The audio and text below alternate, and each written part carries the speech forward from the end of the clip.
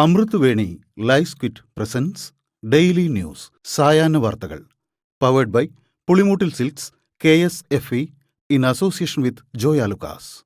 ഇത്തവണ ഫസ്റ്റ് അടിക്കില്ലേ നമ്മള്?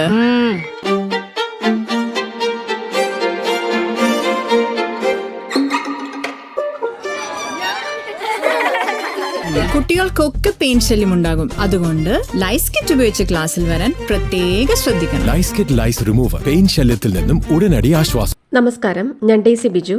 ഡെയിലി ന്യൂസിന്റെ സായന വാർത്തകളിലേക്ക് സ്വാഗതം. ഇന്ന് നവംബർ 24 തിങ്കളാഴ്ച. നിർമ്മാണം പൂർത്തിയായ അയോധ്യ രാമക്ഷേത്രത്തിലെ ധ്വജാരോഹണം നാളെ. പ്രധാനമന്ത്രി നരേന്ദ്രമോദിയാണ് ചടങ്ങ് നിർവഹിക്കുക. RSS മേധാവി മോഹൻ ഭാഗവതും നിരവധി പ്രമുഖരും ചടങ്ങിൽ പങ്കെടുക്കും. നാളെ അയോധ്യയിൽ മോദിയുടെ റോഡ് ഷോയും നടക്കും. 2020 ക്ഷേത്ര നിർമ്മാണം തുടങ്ങിയതും 2024 പ്രാണപ്രതിഷ്ഠ നടത്തിയതും മോദിയായിരുന്നു. ചടങ്ങിന്റെ പശ്ചാത്തലത്തിൽ അയോധ്യയിൽ സുരക്ഷ ശക്തമാക്കി. ഇന്ത്യയുടെ 53ാമത് ചീഫ് ജസ്റ്റിസായി ജസ്റ്റിസ് സൂര്യകാന്ത് സ്ഥാനമേറ്റെടുത്തു. രാഷ്ട്രപതി ഭവനിൽ നടന്ന ചടങ്ങിൽ രാഷ്ട്രപതി ദ്രൗപദി മുർമു സത്യവാചകം ചൊല്ലിക്കൊടുത്തു.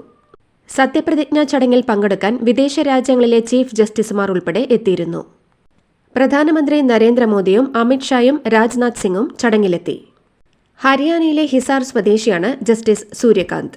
കേരളത്തിലെ SIR കേസടക്കം പരിഗണിക്കുന്നത് ജസ്റ്റിസ് സൂര്യകാന്തിന്റെ ബെഞ്ചാണ്. തദ്ദേശ തെരഞ്ഞെടുപ്പിലെ UDFന്റെ പ്രകടന പത്രിക അവതരിപ്പിച്ച് നേതാക്കൾ. VD സതീശൻ, സണ്ണി ജോസഫ്, അടൂർ പ്രകാശ് എന്നിവർ പത്രിക അവതരണത്തിൽ പങ്കെടുത്തു. തെരുവ് നായ ശല്യത്തിൽ നിന്ന് കേരളത്തെ മുക്തമാക്കുമെന്നും സാംക്രമിക രോഗങ്ങൾ നിയന്ത്രിക്കാൻ പ്രത്യേക സ്ക്വാഡ് രൂപീകരിക്കുമെന്നും പ്രകടന പത്രിക അവതരിപ്പിച്ച പ്രതിപക്ഷ നേതാവ് VD സതീശൻ വ്യക്തമാക്കി. ദാരിദ്ര്യ നിർമ്മാർജ്ജനത്തിന് ആശ്രയ 2 നടപ്പാക്കും. വന്യജീവികളിൽ നിന്ന് ജനങ്ങളെ രക്ഷിക്കാൻ പ്രദേശ സ്ഥാപനങ്ങൾക്ക് പ്രത്യേക അധികാരം നൽകും. അതിനായി പ്രത്യേക സ്ക്വാഡ് രൂപീകരിക്കും. തദ്ദേശ സ്ഥാപനങ്ങളിൽ പൊതുഗതാഗത സംവിധാനം മെച്ചപ്പെടുത്തും. ഗ്രാമീണ റോഡുകൾ ഗുണനിലവാരം ഉറപ്പാക്കാൻ പ്രത്യേകം പദ്ധതികൾ തയ്യാറാക്കും. അതുപോലെ എല്ലാവർക്കും വീടും യുവജനങ്ങളെ മയക്കുമരുന്നിൽ നിന്നും രക്ഷിക്കാൻ പ്രത്യേക പദ്ധതികൾ തയ്യാറാക്കുമെന്നും പ്രകടന പത്രിക വ്യക്തമാക്കുന്നു. സിംഗപ്പൂരിൽ ഒരു ബിസിനസ് തുടങ്ങാൻ 3 ദിവസവും ഇന്ത്യയിൽ അത് 114 ദിവസവും കേരളത്തിൽ അത് 236 ദിവസം വരെയാണ് എടുക്കുന്നതെന്നും കോൺഗ്രസ് നേതാവ് ശശി തരൂർ. ഇങ്ങനെ തുടരാനാവില്ലെന്നും നിക്ഷേപകരെ സംരക്ഷിക്കാനും ഹർത്താലുകൾ തടയാനും കേരളത്തിൽ നിയമം വേണമെന്നും ശശി തരൂർ ആവശ്യപ്പെട്ടു. അമിത രാഷ്ട്രീയവൽക്കരണത്തിൽ കേരളം രാജ്യത്തെ മോശം മാതൃകയെന്നും ശശി തരൂർ ദുബായിൽ കേരള ഡയലോഗ്സ് സംഘടിപ്പിച്ച ചർച്ചയിൽ പറഞ്ഞു. SIR ജോലിക്കിടെയുള്ള മാനസിക സമ്മർദ്ദത്തെ തുടർന്ന് ആത്മഹത്യാ ഭീഷണി മുഴക്കിയ പൂഞ്ഞാറിലെ BLO ആന്റണിയെ തെരഞ്ഞെടുപ്പ് കമ്മീഷൻ ഉദ്യോഗസ്ഥർ നേരിൽ കണ്ടു. ജോലിയിൽ നിന്ന് വിടുതൽ നൽകാമെന്ന് ഉദ്യോഗസ്ഥർ ആന്റണിയെ അറിയിച്ചു. എന്നാൽ ജോലിയിൽ തുടരാമെന്നാണ് ആന്റണിയുടെ മറുപടി. കടുത്ത മാനസിക സംഘർഷമുണ്ടായപ്പോഴാണ് വാട്സാപ്പ് ഗ്രൂപ്പിൽ ശബ്ദ സന്ദേശം അയച്ചതെന്നും ആന്റണി ഉദ്യോഗസ്ഥരോട് പറഞ്ഞു. ശബരിമല സ്വർണ്ണക്കൊള്ളക്കേസിൽ മുൻ ദേവസ്വം പ്രസിഡന്റും മുൻ കമ്മീഷണറുമായ N വാസുവിന്റെ റിമാൻഡ് കാലാവധി 14 ദിവസത്തേക്കു കൂടി നീട്ടി. കൊല്ലം വിജിലൻസ് കോടതിയാണ് റിമാൻഡ് കാലാവധി നീട്ടി ഉത്തരവിറക്കിയത്. വാസുവിനെതിരെ മുദ്രാവാക്യം വിളിച്ചും കരിങ്കൊടി കാണിച്ചും BJP പ്രവർത്തകർ പ്രതിഷേധിച്ചു. കോടതിയിൽ നിന്ന് വാസുവിനെ ഇറക്കുന്ന സമയത്തായിരുന്നു പ്രതിഷേധം. ശബരിമല സ്വർണ്ണപ്പാളി തട്ടിപ്പിന് സമാനമായി കൊച്ചിൻ ദേവസ്വത്തിന് കീഴിലുള്ള ക്ഷേത്രത്തിലും സ്പോൺസർഷിപ്പിലൂടെ തട്ടിപ്പിന് ശ്രമം നടന്നുവെന്ന് വെളിപ്പെടുത്തൽ. എറണാകുളം ചോറ്റാനിക്കര ക്ഷേത്രത്തിൽ ശ്രീകോവിൽ സ്വർണം പൂശാനും ക്ഷേത്ര നവീകരണത്തിനുമായി 100 കോടിയുടെ സ്പോൺസർഷിപ്പ് വാഗ്ദാനവുമായി ബംഗളൂരു സ്വദേശി എത്തിയെന്നും സ്പോൺസർഷിപ്പിന്റെ മറവിൽ തട്ടിപ്പ് നടത്താനുള്ള ശ്രമം തടഞ്ഞെന്നും കൊച്ചിൻ ദേവസ്വം ബോർഡിന്റെ വിജിലൻസ് ഓഫീസറായിരുന്ന RK ജയരാജ് വ്യക്തമാക്കി. കണ്ണൂരിൽ അപ്പനില്ലാത്ത പാർട്ടിയായി CPM മാറിയെന്ന് മുതിർന്ന കോൺഗ്രസ് നേതാവ് K സുധാകരൻ. ആന്തൂരിലും മലപ്പട്ടത്തും സഖാക്കൾ അഴിഞ്ഞാടുകയാണെന്നും ജനാധിപത്യത്തിൽ ഇങ്ങനെയൊരു രാഷ്ട്രീയ പാർട്ടിയുണ്ട് എന്നത് ലജ്ജാകരമാണെന്നും സുധാകരൻ പറഞ്ഞു. ഗുണ്ടകളായ പ്രവർത്തകരെ നിയന്ത്രിക്കാൻ നേതാക്കളില്ലെന്നും ചോരത്തിളപ്പുള്ള കുട്ടികൾ ഞങ്ങൾക്കുമുണ്ടെന്ന് CPM മറക്കേണ്ടെന്നും എന്ത് വില കൊടുത്തും CPM ഭീഷണിയെ കോൺഗ്രസ് പ്രതിരോധിക്കുമെന്നും അദ്ദേഹം പറഞ്ഞു. യൂത്ത് കോൺഗ്രസ് സംസ്ഥാന സെക്രട്ടറി ജഷീർ വിമതനായി മത്സരിക്കുന്ന സാഹചര്യത്തിൽ പ്രതികരണവുമായി യൂത്ത് കോൺഗ്രസ് സംസ്ഥാന അധ്യക്ഷൻ OJ ജനീഷ്. ജഷീറിന്റെ പ്രശ്നത്തിൽ ഇന്ന് രമ്യമായ ഒരു പരിഹാരം ഉണ്ടാകുമെന്നാണ് പ്രതീക്ഷയെന്ന് OJ ജനീഷ് പറഞ്ഞു. ജഷീർ ഉയർത്തിയ പ്രശ്നം പാർട്ടി ഗൌരവത്തോടെയാണ് കാണുന്നതെന്നും പാർട്ടിയെ പ്രതിസന്ധിയിലാക്കുന്ന നിലപാട് ജഷീർ കൈക്കൊള്ളില്ലെന്നും ജനീഷ് പറഞ്ഞു. സംസ്ഥാനത്ത് നിരവധി യൂത്ത് കോൺഗ്രസ് നേതാക്കൾക്ക് മത്സരിക്കാൻ അവസരം കിട്ടിയിട്ടുണ്ടെന്നും എന്നാലും അത് പൂർണ്ണമല്ലെന്നും ജനീഷ് വ്യക്തമാക്കി. ആലപ്പുഴ ജില്ലാ പഞ്ചായത്ത് തെരഞ്ഞെടുപ്പുമായി ബന്ധപ്പെട്ട് കോൺഗ്രസും മുസ്ലിം ലീഗും തമ്മിലുണ്ടായിരുന്ന തർക്കം സംസ്ഥാന നേതൃത്വങ്ങളുടെ ഇടപെടലോടെ പരിഹരിച്ചു. തർക്കത്തെ തുടർന്ന് ലീഗ് സ്ഥാനാർത്ഥിയെ പ്രഖ്യാപിച്ച അമ്പലപ്പുഴ ഡിവിഷനിൽ നിന്ന് ലീഗ് സ്ഥാനാർത്ഥി പത്രിക പിൻവലിക്കും. ഇതോടെ ഈ ഡിവിഷനിൽ കോൺഗ്രസിന്റെ AR കണ്ണൻ UDF സ്ഥാനാർത്ഥിയായി തുടരും. പാലക്കാട് നഗരസഭയിലെ 50-ാം വാർഡിലെ കോൺഗ്രസ് സ്ഥാനാർത്ഥി രമേശ് കെയുടെ സ്ഥാനാർത്ഥിത്വം പിൻവലിക്കാൻ BJP ശ്രമമെന്ന് പരാതി. മത്സരത്തിൽ നിന്ന് പിന്മാറിയാൽ പണം തരാമെന്ന് നേതാക്കൾ വീട്ടിലെത്തി വാഗ്ദാനം ചെയ്തെന്നാണ് കോൺഗ്രസിന്റെ ആരോപണം.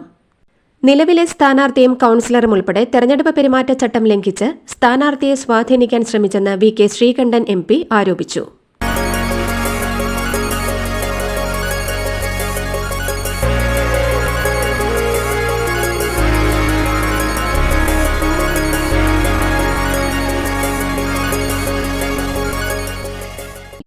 സീനിയർ സിവിൽ പോലീസ് ഓഫീസറെ ഫോണിലൂടെ ഭീഷണിപ്പെടുത്തിയ പോലീസ് അസോസിയേഷൻ ജില്ലാ സെക്രട്ടറിക്ക് സസ്പെൻഷൻ. അസോസിയേഷൻ ജില്ലാ സെക്രട്ടറി നിഷാന്ത് ചന്ദ്രനെയാണ് സസ്പെൻഡ് ചെയ്തത്. തിരുവല്ല സ്റ്റേഷനിലെ സീനിയർ സിവിൽ പോലീസ് ഓഫീസർ പുഷ്പദാസനെയാണ് നിഷാന്ത് ഭീഷണിപ്പെടുത്തിയത്. പോലീസ് അസോസിയേഷൻ തയ്യാറാക്കിയ പട്ടിക മറികടന്ന് ശബരിമല ഡ്യൂട്ടി വാങ്ങിയതിനാലാണ് ഭീഷണിപ്പെടുത്തിയത്. കാസർകോട്ട് ഗായകനും വ്ളോഗറുമായ ഹനാൻ ഷായുടെ സംഗീത പരിപാടിക്കിടെയുണ്ടായ തിക്കിലും തിരക്കിലും സംഘാടകർക്കെതിരെ കേസെടുത്ത് പോലീസ്. സംഘാടകരായ 5 പേർക്കെതിരെയും കമ്മിറ്റി അംഗങ്ങൾക്കെതിരെയുമാണ് കേസെടുത്തത്. ഇന്നലെ രാത്രിയുണ്ടായ തിക്കിലും തിരക്കിലും നിരവധി പേർക്ക് പരിക്കേറ്റിരുന്നു. 3000-ഓളം ആളുകളെ മാത്രമേ പ്രവേശിക്കാവൂ എന്ന് മുന്നറിയിപ്പ് നൽകിയിട്ടും 10,000 ആളുകളെ പ്രവേശിപ്പിച്ചു എന്നാണ് FIR-ലുള്ളത്. വർക്കലയിൽ 5 വയസ്സുകാരിയെ തെരുവ് നായ ക്രൂരമായി ആക്രമിച്ചു. വെട്ടൂരിലെ ഷഹീർ ആമിന ദമ്പതികളുടെ മകളെയാണ് ആക്രമിച്ചത്. മദ്രസ പഠനം കഴിഞ്ഞ് വീട്ടിലേക്ക് പോകുന്നതിനിടയിലാണ് സംഭവം. മുഖത്തും കൈകാലുകളിലും നായയുടെ ആക്രമണത്തിൽ ആഴത്തിൽ മുറിവേറ്റിട്ടുണ്ട്. വർക്കല താലൂക്ക് ആശുപത്രിയിൽ കുട്ടിക്ക് ചികിത്സ നൽകി. കോഴിക്കോട് റിയൽ എസ്റ്റേറ്റ് വ്യാപാരിയായ ആട്ടൂർ മുഹമ്മദ് എന്ന മാമിയുടെ തിരോധാന കേസ് അന്വേഷണത്തിൽ ലോക്കൽ പോലീസിന് വീഴ്ച പറ്റിയതായി അന്വേഷണ റിപ്പോർട്ട്. മാമിയെ കാണാതായ ദിവസം CCTV പരിശോധിക്കുന്നതിലുൾപ്പെടെ അന്വേഷണ സംഘം വീഴ്ച വരുത്തിയെന്നാണ് നാർക്കോട്ടിക് ACP ഉത്തരമേഖല IGക്ക് നൽകിയ റിപ്പോർട്ടിൽ പറയുന്നത്.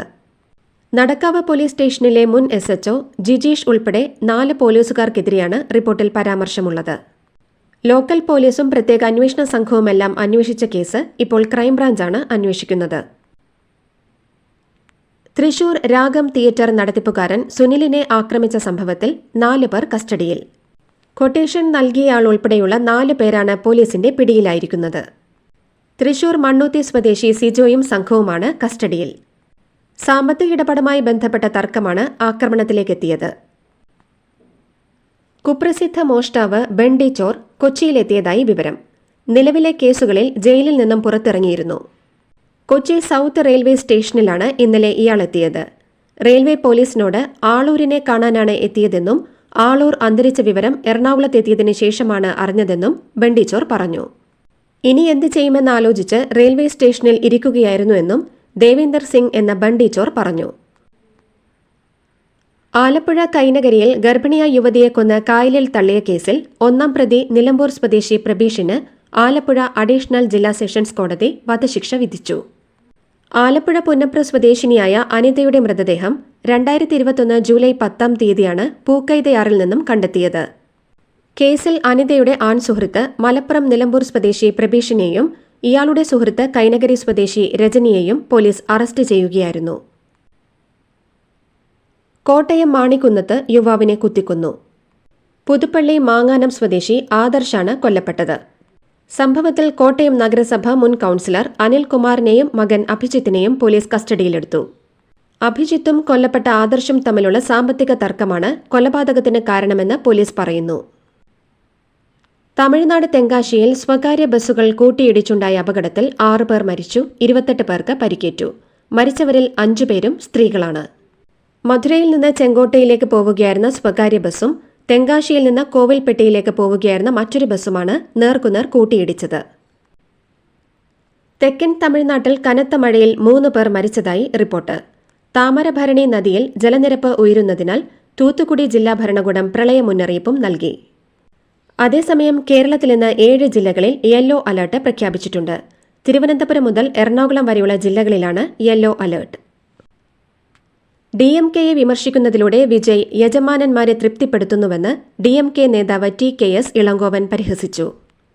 BJP DMKയ്ക്ക് എതിരായതിനാൽ വിജയ്ക്കും DMKയെ വിമർശിക്കേണ്ടി വരും. വിജയ് DMKയുടെ ലക്ഷ്യമല്ലെന്നും സ്വന്തം ആളുകളെ ലക്ഷ്യമിടുന്നത് വിജയുടെ സ്വഭാവത്തിന്റെ ഭാഗമാണെന്നും അതാണ് കരൂരിൽ 41 പേർ മരിക്കാൻ കാരണമായതെന്നും ഇളങ്കോവൻ ചൂണ്ടിക്കാട്ടുന്നു. കൺഗ്രാചുലേഷൻസ് മിടുക്കിയാട്ടോ. പൈലറ്റ് ആവണമെന്ന് പറയണേ. അവളുടെ ആഗ്രഹമല്ലേ, അവള് പറക്കട്ടെ. ചെലവ് എത്രയാന്ന്? KSFയുടെ പുതിയ ഹാർമണി ചിട്ടി ചേരണം. കണ്ണടച്ചു തുറക്കും മുമ്പ് അവളുടെ +2 കഴിയില്ലേ. കടം വാങ്ങാതെയും സ്ഥലം വിൽക്കാതെയും കുട്ടികളെ പഠിപ്പിക്കാം. KSFE ഹാർമണി ചിട്ടികൾ. KSFE ഹാർമണി ചിട്ടിയിൽ ചേരുന്ന 100 ഭാഗ്യശാലികൾക്ക് സിംഗപ്പൂർ യാത്ര സൗജന്യം. ബോളിവുഡ് ഇതിഹാസ താരം ധർമ്മേന്ദ്ര അന്തരിച്ചു. 89 വയസ്സായിരുന്നു. ദീർഘകാലമായി അസുഖബാധിതനായി ചികിത്സയിലായിരുന്നു. മുംബൈയിലെ വസതിയിലായിരുന്നു അന്ത്യം. ബോളിവുഡിന്റെ ഹീമാൻ എന്നായിരുന്നു ധർമ്മേന്ദ്രയ്ക്ക് നൽകിയിരുന്ന വിശേഷണം. 6 പതിറ്റാണ്ടിലേറെ നീണ്ട സിനിമാ ജീവിതത്തിൽ അദ്ദേഹം 300-ലധികം സിനിമകളിൽ പ്രവർത്തിച്ചിട്ടുണ്ട്. ഹിന്ദി സിനിമയിൽ ഏറ്റവും കൂടുതൽ ഹിറ്റ് ചിത്രങ്ങളിൽ അഭിനയിച്ചതിന്റെ റെക്കോർഡും ധർമ്മേന്ദ്രയുടെ പേരിലാണ്. നടി ഹേമ മാലിനിയാണ് ഭാര്യ. ബോളിവുഡ് താരങ്ങളായ സണ്ണി ഡിയോൾ, ബോബി ഡിയോൾ, ഇഷ ഡിയോൾ എന്നിവരുൾപ്പെടെ 6 മക്കളുണ്ട്. ദില്ലി സ്ഫോടനം ചർച്ച ചെയ്ത് പ്രധാനമന്ത്രി നരേന്ദ്രമോദിയും ഇറ്റാലിയൻ പ്രധാനമന്ത്രി ജോർജിയ മെലോണിയും കനേഡിയൻ പ്രധാനമന്ത്രിയുമായും ചർച്ച നടന്നു. ഡ്രോൺ ആക്രമണം ചെറുക്കാനുള്ള സംവിധാനം ഇന്ത്യയിലെ എല്ലാ വിമാനത്താവളങ്ങളിലും വരും. ഇതിനുള്ള നടപടികൾ സ്വീകരിക്കാൻ ആഭ്യന്തര മന്ത്രാലയം നിർദ്ദേശം നൽകി. ദക്ഷിണാഫ്രിക്കയിൽ വെച്ച് നടന്ന G20 ഉച്ചകോടിക്ക് ശേഷം പ്രധാനമന്ത്രി ദില്ലിയിൽ തിരിച്ചെത്തി. ദില്ലിയിലെ ചെങ്കോട്ട സ്ഫോടനവുമായി ബന്ധപ്പെട്ട് അൽ ഫലാഹ് സർവകലാശാലയ്ക്ക് ദേശീയ ന്യൂനപക്ഷ വിദ്യാഭ്യാസ കമ്മീഷന്റെ കാരണം കാണിക്കൽ നോട്ടീസ്. ന്യൂനപക്ഷ പദവി എടുത്തുകളയാതെയിരിക്കാൻ കാരണം വ്യക്തമാക്കണമെന്നാണ് നോട്ടീസിൽ പറയുന്നത്. ചെങ്കോട്ട സ്ഫോടനത്തിൽ സർവകലാശാലയിലെ ഡോക്ടർമാരെ അറസ്റ്റ് ചെയ്തതിന്റെ പശ്ചാത്തലത്തിലാണ് കാരണം കാണിക്കൽ നോട്ടീസ് നൽകിയിരിക്കുന്നത്. സിന്ധ് ഭാവിയിൽ ഇന്ത്യയിലേക്ക് തിരിച്ചെത്താൻ സാധ്യതയുണ്ടെന്ന സൂചന നൽകി കേന്ദ്ര പ്രതിരോധ മന്ത്രി രാജ്നാഥ് സിംഗ്. ഇന്ന് സിന്ധിന്റെ മണ്ണ് ഇന്ത്യയുടെ ഭാഗമല്ലായിരിക്കാം. എന്നാൽ നാഗരികതയുടെ കാര്യത്തിൽ സിന്ധ് എപ്പോഴും ഇന്ത്യയുടെ ഭാഗമായിരിക്കും. ഭൂമിയെ സംബന്ധിച്ചിടത്തോളം അതിർത്തികൾക്ക് മാറ്റം വരാം. നാളെ സിന്ധ് വീണ്ടും ഇന്ത്യയിലേക്ക് തിരിച്ചെത്തില്ലെന്ന് ആർക്കറിയാമെന്നും അദ്ദേഹം പറഞ്ഞു. ബംഗ്ലാദേശ് മുൻ പ്രധാനമന്ത്രി ഷെയ്ഖ് ഹസീനയെ കൈമാറണമെന്നാവശ്യപ്പെട്ടുള്ള നയതന്ത്രക്കുറിപ്പ് ഇന്ത്യയ്ക്ക് കൈമാറിയെന്ന് ബംഗ്ലാദേശ് സർക്കാർ അറിയിച്ചു. ഷെയ്ഖ് ഹസീനയ്ക്ക് വധശിക്ഷ നൽകിക്കൊണ്ടുള്ള കോടതി വിധി പുറത്തുവന്നതിന് പിന്നാലെയാണ് ഇത്. നേരത്തെ ഹസീനയെ കൈമാറണമെന്ന് ആവശ്യപ്പെട്ടിരുന്നുവെങ്കിലും രേഖാമൂലം ഉന്നയിച്ചിരുന്നില്ല. രേഖാമൂലം ബംഗ്ലാദേശ് ആവശ്യപ്പെടുകയാണെങ്കിൽ അപ്പോൾ നിലപാട് അറിയിക്കുമെന്നാണ് നേരത്തെ സർക്കാർ അറിയിച്ചിരുന്നത്. ഐക്യരാഷ്ട്രസഭ സുരക്ഷാ സമിതി പ്രമേയം വേഗത്തിൽ നടപ്പിലാക്കണമെന്നും ഗാസയിൽ നിന്ന് ഇസ്രായേൽ സൈന്യത്തെ പൂർണ്ണമായും പിൻവലിപ്പിക്കണമെന്നും ആവശ്യപ്പെട്ട് ഖത്തർ. ഈ നവംബർ 17 പുറപ്പെടുവിച്ച ഐക്യരാഷ്ട്രസഭയുടെ സുരക്ഷാ കൌൺസിൽ പ്രമേയം വേഗത്തിലും ആത്മാർത്ഥമായും നടപ്പിലാക്കണമെന്ന് ഖത്തർ ആവശ്യപ്പെട്ടു. പെഷാവറിൽ പാകിസ്ഥാൻ അർദ്ധ സൈനിക വിഭാഗത്തിന്റെ ആസ്ഥാനത്ത് ചാവേർ സ്ഫോടനത്തിൽ 3 സൈനികർ കൊല്ലപ്പെട്ടു. കെട്ടിടത്തിലേക്ക് ഇരച്ചുകയറിയ സായുധ സംഘം വെടിവയ്പും നടത്തി. ഭീകരാക്രമണമാണ് നടന്നതെന്ന് പാക് ആഭ്യന്തര മന്ത്രാലയം അറിയിച്ചു. ഇന്ന് പുലർച്ചെയാണ് ഖൈബർ പഖ്തൂൺ പ്രവിശ്യയുടെ തലസ്ഥാനമായ പെഷാവറിലെ അതീവ സുരക്ഷാ മേഖലയിൽ ആക്രമണം ഉണ്ടായത്. കാനഡ സർക്കാർ പൌരത്വ നിയമം പരിഷ്കരിക്കുന്നതിനായി ബിൽ C3 അവതരിപ്പിച്ചു. ബിൽ C3 നടപ്പിലാകുന്നതോടെ പൌരത്വവുമായി ബന്ധപ്പെട്ടുള്ള ദീർഘകാല പ്രശ്നങ്ങൾക്ക് പരിഹാരമാകും. വിദേശത്ത് ജനിച്ച ആയിരക്കണക്കിന് ഇന്ത്യൻ വംശജർ ഉൾപ്പെടെയുള്ള കനേഡിയൻ കുടുംബങ്ങൾക്ക് ഇത് വലിയ ആശ്വാസമാകും. ദക്ഷിണാഫ്രിക്കയ്ക്കെതിരായ 2ാം ടെസ്റ്റിൽ ഇന്ത്യയ്ക്ക് ബാറ്റിംഗ് തകർച്ച. ദക്ഷിണാഫ്രിക്കയുടെ 1ാം ഇന്നിംഗ്സ് സ്കോറായ 489 റൺസിനെതിരെ ബാറ്റിംഗിനിറങ്ങിയ ഇന്ത്യ 201 എല്ലാവരും പുറത്തായി. 58 റൺസെടുത്ത യശസ്വി ജയ്സ്വാളും 48 റൺസെടുത്ത വാഷിംഗ്ടൺ സുന്ദറും മാത്രമാണ് ഇന്ത്യയ്ക്കായി ഭേദപ്പെട്ട പ്രകടനം കാഴ്ചവെച്ചത്. 6 വിക്കറ്റെടുത്ത മാർക്കോ ജാൻസനാണ് ഇന്ത്യയെ തകർത്തുകളഞ്ഞത്. ഇതോടുകൂടി ഡെയിലി ന്യൂസിന്റെ ഇന്നത്തെ സായന വാർത്തകൾ സമാപിക്കുന്നു. ഡെയിലി ന്യൂസിന് വേണ്ടി വാർത്തകൾ വായിച്ചത് ഡെയ്സി ബിജു. DailyNewsLive.in വാർത്തകൾ വിരൽ തുമ്പിൽ.